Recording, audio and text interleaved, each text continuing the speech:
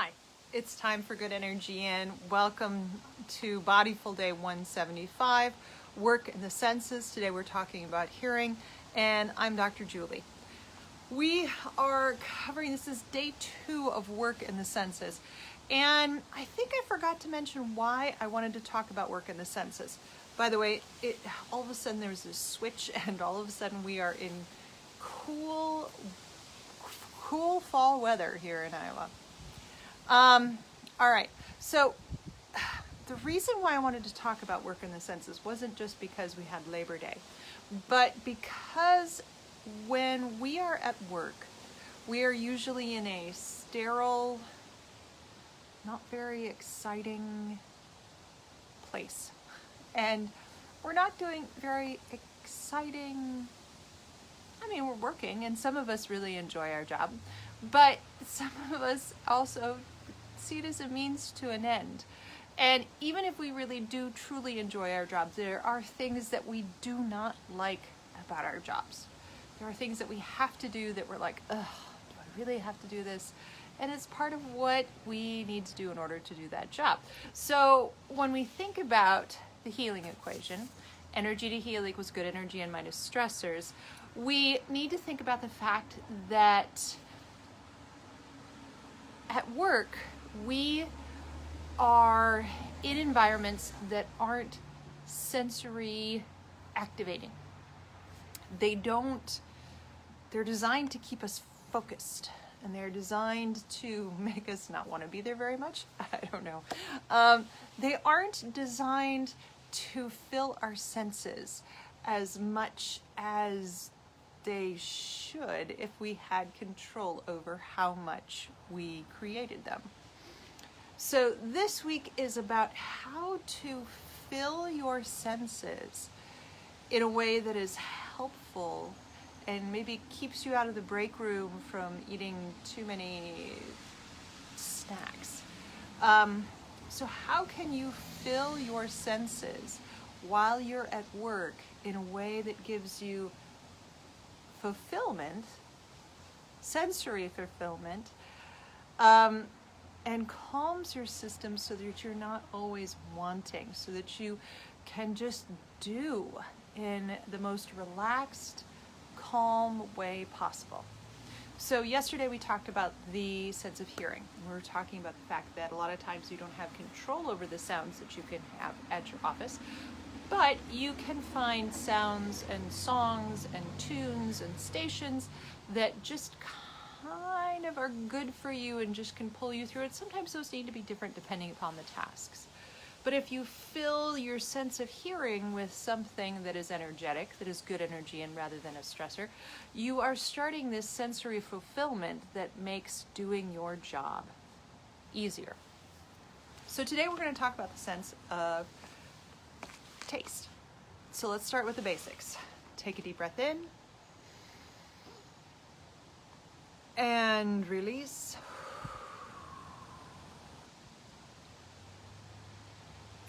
This next deep breath in, let's expand in the belly, expand in the chest, expand in the sinuses, and tuck. Deep breath in. And release. And this time, think into any events and their stressors today. Think about that event and breathe into wherever you're holding it in your head. Go ahead and take a deep breath in. And release. All right, so we're entering the world of taste, our very first sense that we really had control of when we were born. We would put everything in our mouth because that was the sense that we were able to say, well, yes, we had the sense of smell, and we smelled a lot of things, but we also put them in our mouth because that's how we figured out where they were in space. We were previously just a smelling, sucking, eating thing. And so in order to go about our world, we had to interact with it in that way. So when we have sensory, I don't want to say deprivation, but it's not actually even deprivation. It's sensory depression, I guess. Square windows, square doors, office after office after office, the same brown speckled carpet, the same cream colored walls. We become sensory depressed. And so one of the interesting things about one of the hypotheses about overeating, especially when you're at work, is that when you don't have color and vibrancy and smells and taste, well, smells and sights and movements and all of these things that are filling up your sensory cortex, your brain goes, let's go back to the first one or the second one, which is let's eat something. We can get the smell, we can get the taste, we can connect in there, we can fill that void. What if you filled that void with something else? So when we think about the sense of taste, there are a lot of tastes out there that we could fill our sensory systems with without having the necessary caloric outcome that goes with it. I recently wrote something about having red hots available, but just the little red hot candies, the little ones that are just burning cinnamon. Imagine just having those handy at your desk. If you were just kind of feeling blah at the desk, or you had that I need to be doing something, I can't figure out what it is, you're sensory wanting. You're wanting something to pop into your senses so that you can feel full. But what if so instead of going for the donut, what if you popped a red hot? Man, that would be enough to just, that's an explosion. Or what if you kept some multiple flavored teas, herbal teas in your drawer, so that when you felt that, you could have a cinnamon tea, you could have a lemon balm tea, you could have a lemongrass tea, you could have a mint tea, you could have a ginger tea. You could have all of these various flavors without the caloric cost. But that would be filling your senses. You would get both smell and taste taken care of when you would do an herbal tea. So when you think about trying to satisfy that itch, that scratch, you're like, I need something that has a pop. Think about flavors and foods and little bits and bites that can just kind of plow through everything, so that when you're done, you're like, whew, I just had something. That's why red hots came to my mind, because as soon as you have a red hot, you know you had a red hat.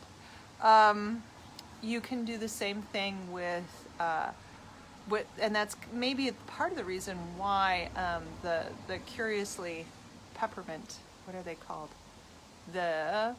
I want to say Nolte, and I know that's not right. That's the dance company. Altoids. The reason why Altoids are such a hit is that they are curiously potent, and they just hit you, and you get this very fulfilling, satisfying pop of stuff. Yes, I'm flavor-tastic. I like that, Jim. Awesome.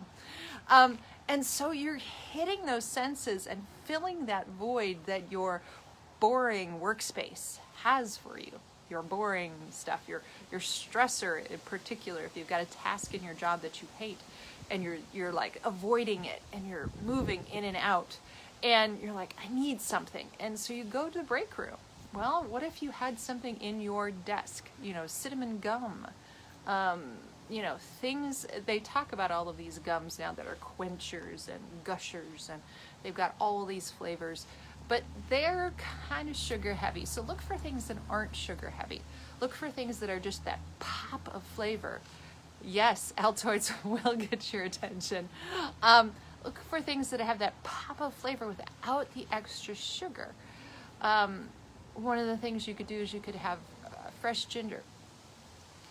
And let me tell you, if you're looking for a pop of flavor, just like Altoids, if you have thin slices of fresh ginger, that's gonna fill your sensory void instantaneously. Pop. If you like spices, you could have candied jalapenos or something like that sitting in your desk, where it's just something to just kind of grab you and flip you around for a second. And that gives you a sensory energy to get through whatever task you're working at. All right, so the idea being throughout this week is that we're looking for ways to kind of just give you really good energy in, but mostly to get you out of the boredom of being in a boring place with white walls and gray carpet and all this sort of stuff, the square desks that all look the same. We need something that has a pop. So look for something that has a pop, whether it be a red stapler or not. All right, let's finish this off. Take a deep breath in and release. Have a wonderful day, and find me back here tomorrow where we'll look at ways to make work even more sensory exciting. Take care.